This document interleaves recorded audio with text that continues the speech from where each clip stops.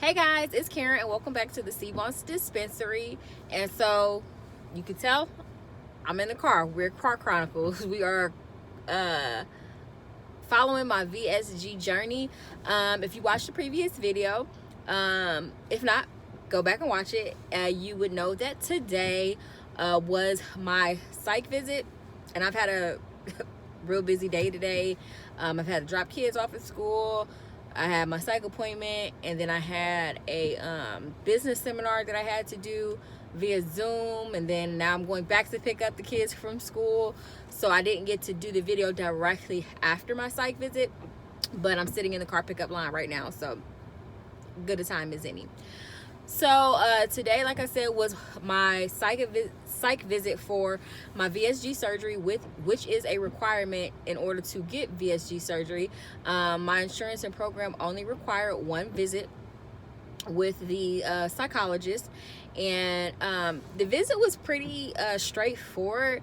It took about 2 hours. When I called to set up the appointment, the receptionist let me know that the visit is usually between 2 and 3 hours, and it was scheduled for 10 this morning, but she told me I can arrive at 9 because the majority of the appointment is basically you are taking an assessment. Yeah, so the assessment was basically the toughest part, in my opinion, of the process. So the test included 823 questions.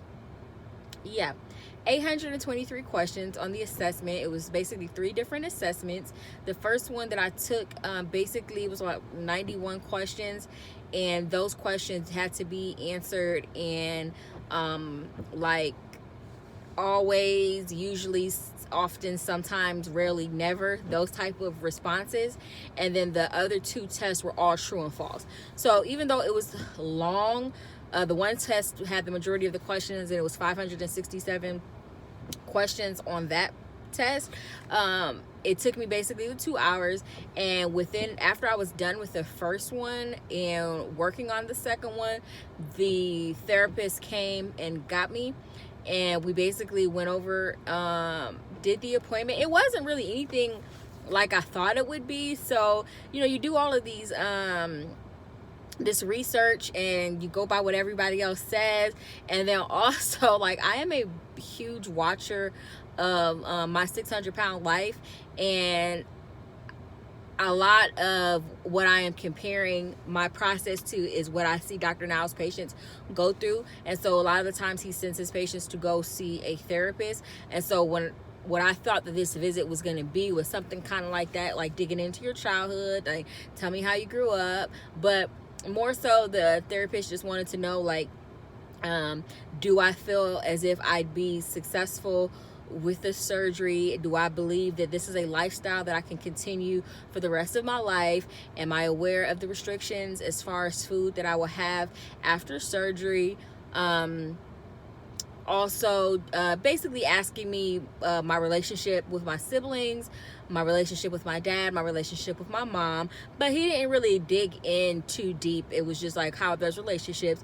Do I have a good support system? Do I feel a high level of stress at home? Just regular, in my opinion, questions. And then the assessment, basically, out of 823 questions, a lot of those questions were repeat questions.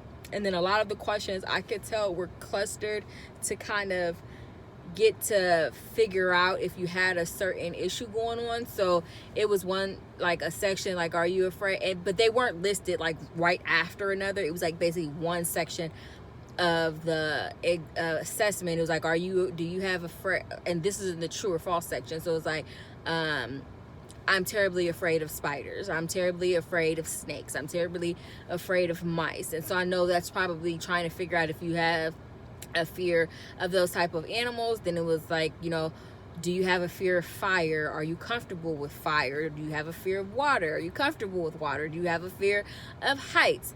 And so it was just, like, in my opinion, really simple questions. And then a lot of redundant questions and repeat questions, and some of the questions that are common, like, that deal with self-harm and things like that.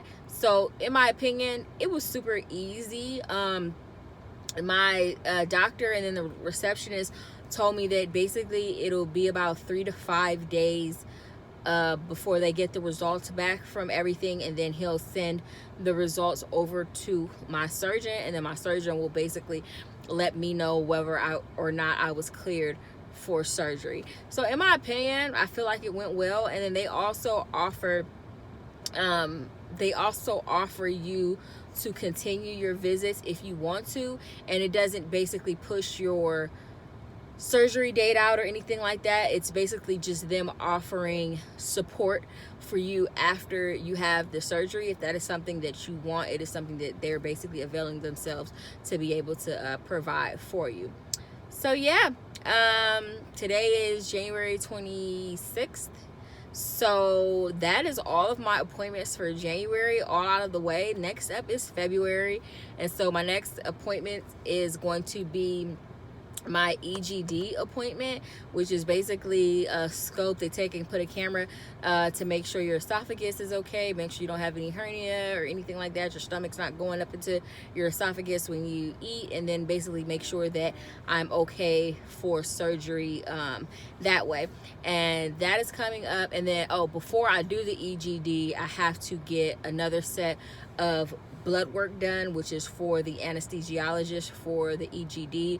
And although I already had blood work done, it needs to be within 30 days, and I literally just missed, like, today was the mark, so I have to have the blood work done from between today and then February 13th, somewhere in there, 16th, somewhere. I have to have it done within that time frame. So I got it done like a week and a half ago, so it was outside of the window, so I have to go get it done again.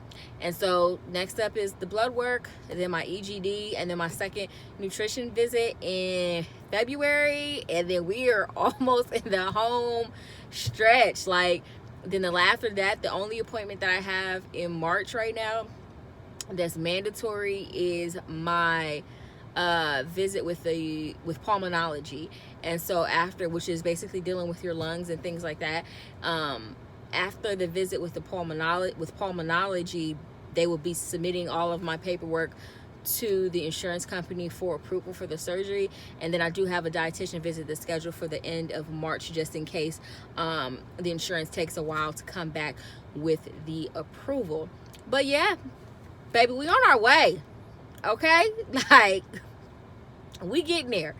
So yep, so if you guys, you know the spiel, like, if y'all haven't already, hit the subscribe button, like, comment, and then also hit that notification bell, as well as make sure you give this a thumbs up, and then make sure you tune in, go back and watch the other videos. And I know, like, these videos, like I said, these are car chronicles, so they're anywhere like 6 minutes is where I try to keep. This one's a little longer, but I try to keep it around the 6 to 7 minute mark until we get to surgery day, and then the videos will start rolling and be a little bit longer, and then of course incorporating all my other content. But yeah, that's all I have for you guys. Thanks for tuning in, and talk to y'all later.